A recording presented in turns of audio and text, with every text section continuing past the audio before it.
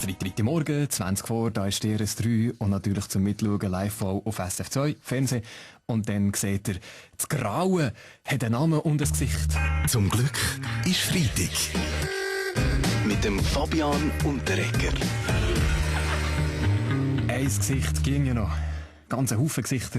Und die helfen uns, die Woche ein bisschen zu verdauen. Die Woche hat sich ja die Welt vor allem über die Affäre vom CIA-Chef David Petraeus, sag ich mal, amüsiert, gewundert. Es ist auf jeden Fall Klatsch aus der Güteklasse 1a. Ich meine, ein Mann von seinem Format muss zurücktreten, weil er eine aussereheliche Beziehung hatte. So schnell habe ich gedacht, ist eine Karriere also zu Ende, eine grosse Karriere, eine Militärkarriere, eine amerikanische Karriere, wo man stolz war. Wäre euch als Bundesrat Christoph Blocher ja nie passiert. Oh, Pflug.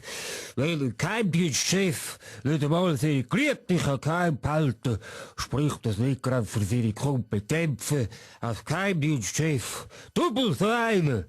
Von einer Geiss lässt man sich doch nicht den Kopf drehen.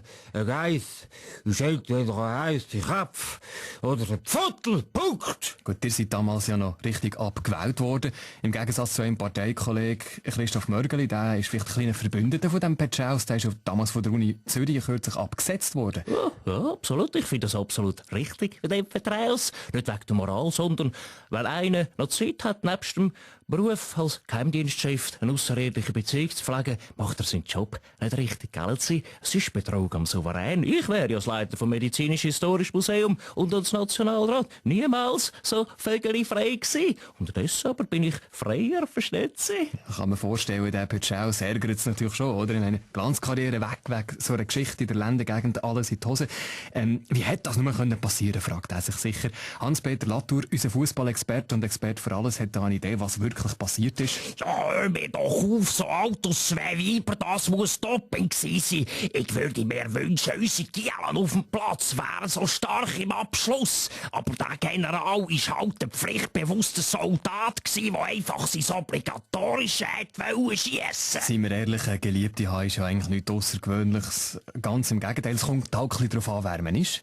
Ja, beziehungsweise, schau zusammen, da ist der Blick am Morgen, two Bitches und schon musst du zurücktreten. Der hat einfach den falschen Job.